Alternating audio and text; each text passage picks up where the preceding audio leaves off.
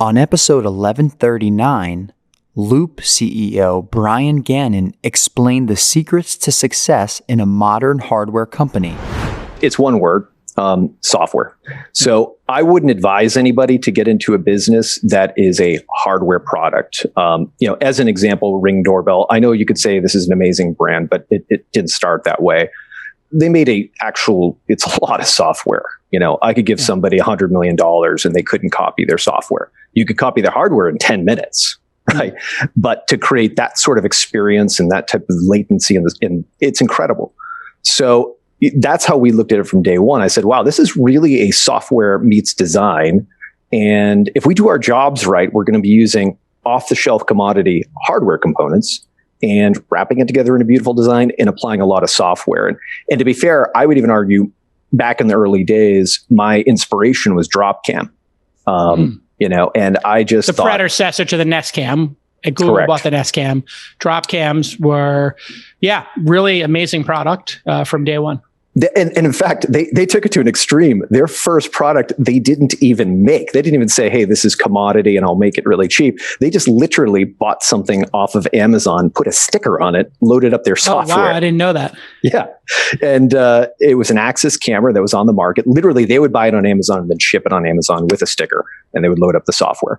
And, they even told me as well, they said, one of the founders, Amir, is an advisor to us. By the way, it didn't happen overnight. It took a while for me to meet these folks, right?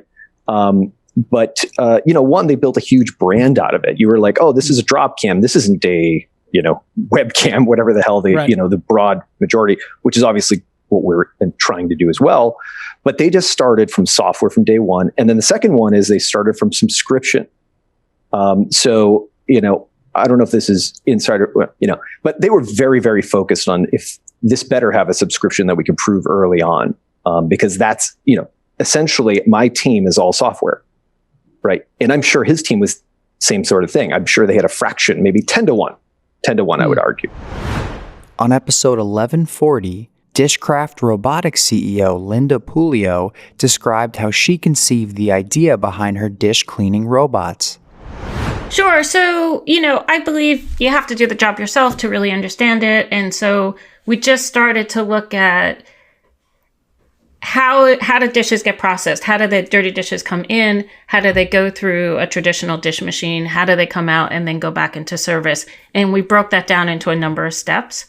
And, and then first rights for everyone at Dishcraft is actually washing dishes themselves.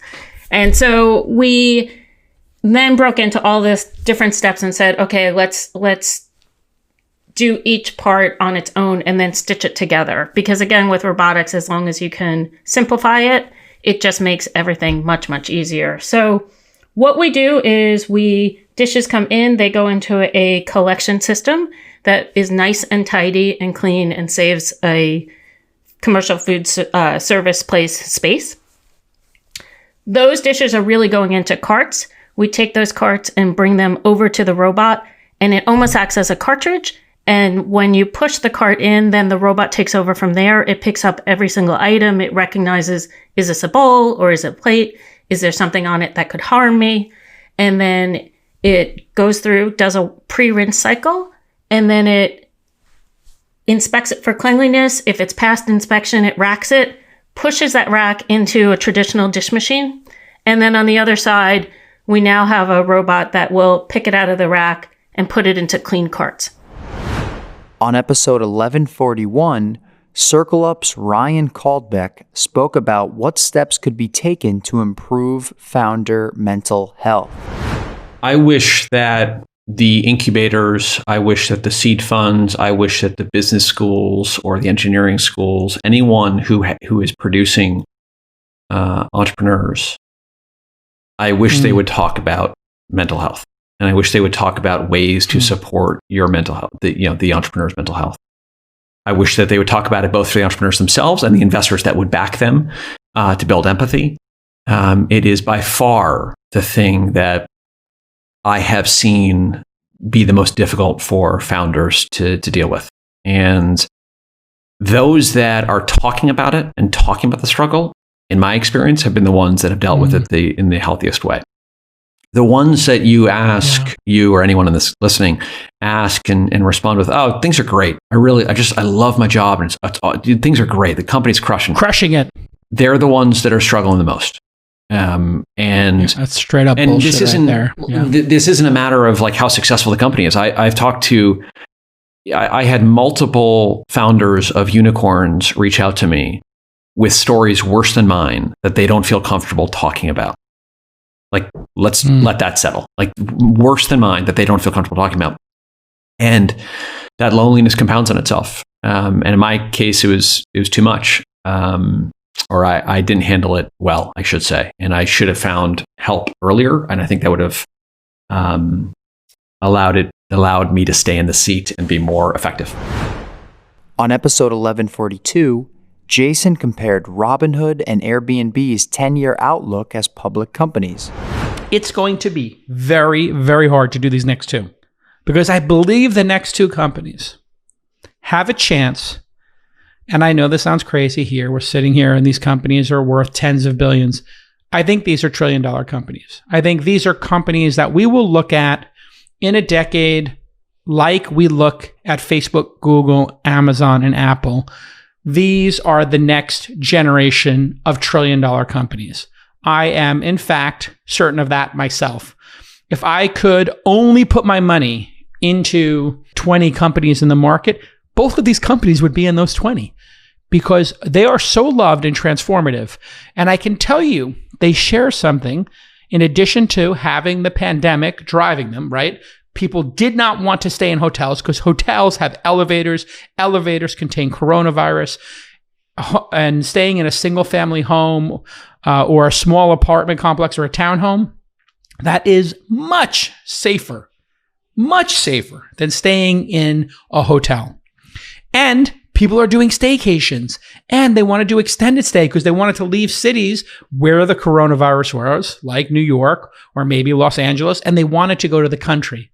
So Airbnb panicked when, they were terrified, and rightfully so.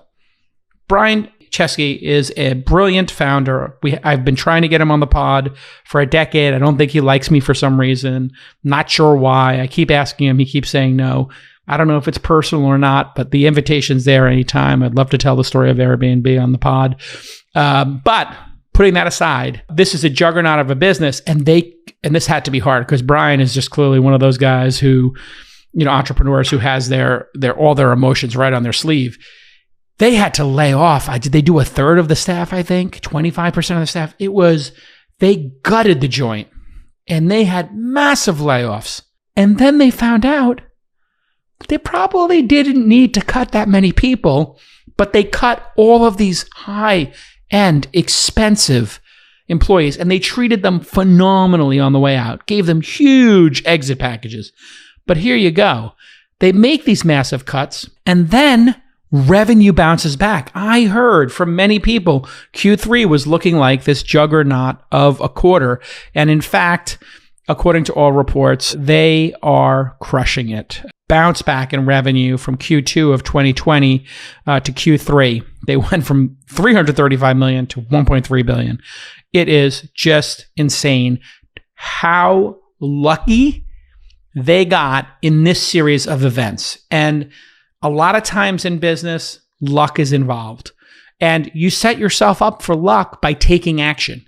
They took quick action. They were conservative. They cut all these expensive positions to be conservative. They cut all these extra projects they were doing. There's been talk about Brian wants to do an airline. Maybe they want to buy hotels. Maybe they want to start building their own buildings. This is an ambitious company, and those projects will come back in the future. Congrats to my team, my squad at Sequoia. Congratulations to Sequoia for being the largest shareholders outside of the founders. They got 13% of this. And Andreessen Horowitz going around like championing themselves as this incredible firm with their little 3% of Airbnb. That just tells you everything you need to know. They're banging the drum A16Z like they built Airbnb. Like 1/4. When people talk about why does Andreessen Horowitz have bad returns, the information was talking about, leaked stuff. Here's how bad their returns are. A16Z had less than Founders Fund, less than Greylock, and not even it's apparently not even a quarter of what Sequoia had. So sometimes you have people who make a lot of noise in the Valley, Mark Andreessen, Ben Horowitz, and they, oh my God, they're the big investors in Airbnb. But maybe they're just making a lot of noise and the empty can makes the most noise. Sequoia, boom, 13% of this. Oh my Lord, yum, yum.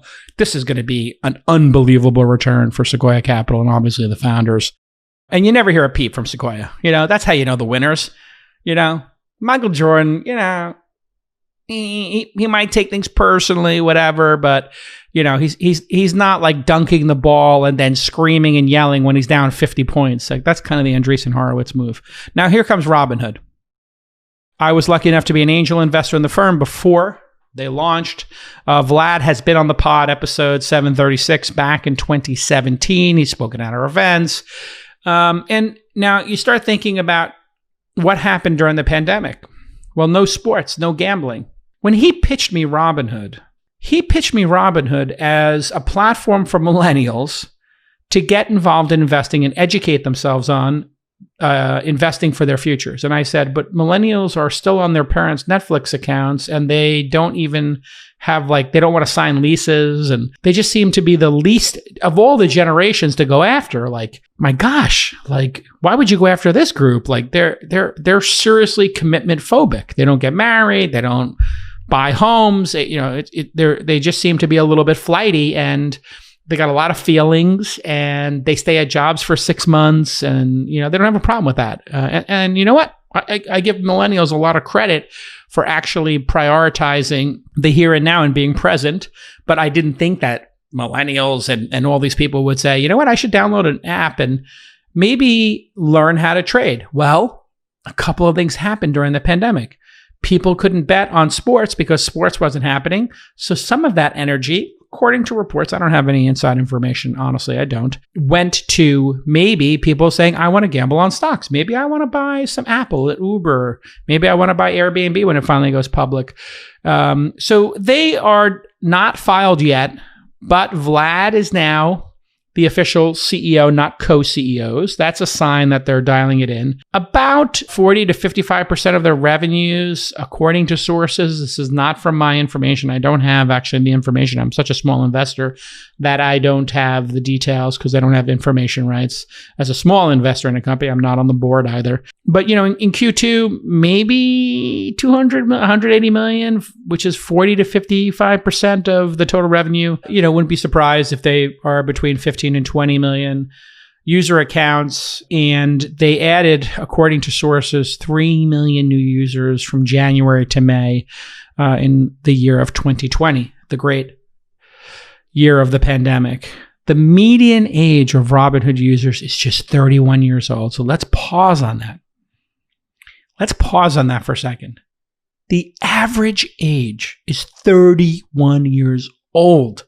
That means that these Robinhood users, when you bet on Robinhood, you're betting on a group of people who are going to double their net worth every number of years, 5 years, 10 years. These are the people who are smart. They're educated. They are going to have massive amounts of discretionary income. Robinhood could be a bank. Robinhood could do mortgages. Robinhood could buy other companies.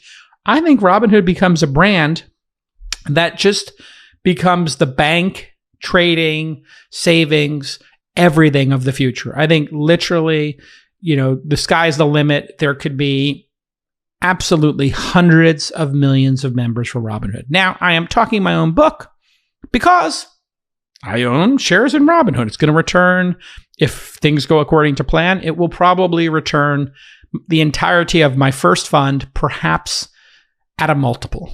And that's what you're looking for as an investor. So which one of these two companies would be the better investment for the next decade?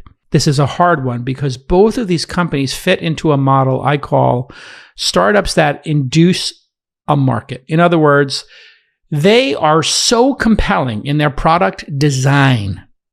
They're so good at what they do. They have such amazing brands with such amazing products. They induce a market. In other words, they by their existence, get people to do an activity. This happens very rarely. Uber and Postmates got people to order food and Lyft and to take more rides. Airbnb got people to take more vacations and longer vacations and staycations, and Robinhood got more people to trade stocks more often because they made it free. Airbnb did it because they made it super cheap, because you could have 8 people staying in an Airbnb instead of having 4 hotel rooms, and the 4-bedroom Airbnb cost what 2 hotel rooms cost, and it had a kitchen, so you saved all that money on room service. You get the idea. These are just 2 transformational products. The best of This Week in Startups is brought to you by Klaviyo is the e-commerce marketing platform that helps brands build relationships with memorable email and SMS messages. Today, more than 50,000 brands like Living Proof, Hint, and Chubbies choose Klaviyo to help them grow. Get started with a free trial at klaviyo.com/twist. That's KLAVIYO.com/twist. Dell for entrepreneurs.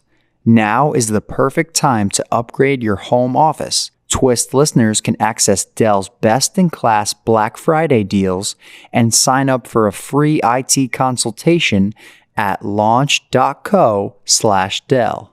Outgrow. With Outgrow, any marketer can build calculators, assessments, chatbots, and recommendation tools to double their conversion rates. Go to outgrow.co/twist for a 30-day free trial and a $250 credit. That's outgrow.co/twist. Odoo is a fully customizable and fully integrated suite of software that lets you build and scale your stack as you build and scale your business. Your first app is free forever, and right now, Odoo is offering $1,000 off your first implementation pack at odoo.com/twist. That's odoo.com/twist. ChartHop. Growing your company is hard. Planning for it doesn't have to be. Visualize your company's future in seconds with ChartHop. Request a demo at charthop.com/twist. Pipe. SaaS companies, this is for you. Pipe helps you unlock your recurring revenue as upfront capital. No debt, no loans, no dilution. Sign up in minutes and start trading on Pipe free for 12 months at pipe.com/twist. Main Street. Founders, you're owed over $50,000 by the IRS. Main Street gets it back for you in 20 minutes. Get back your cash at mainstreet.us/twist. Squarespace. Turn your idea into a new website. Go to squarespace.com/twist for a free trial. When you're ready to launch, use offer code TWIST to save 10% off your first purchase of a website or domain. And DigitalOcean's App Platform, a new platform as a service solution to build modern cloud-native apps. With App Platform, you can build, deploy, and scale apps and static websites quickly and easily. Get started for free at do.co/twist. That's do.co/twist.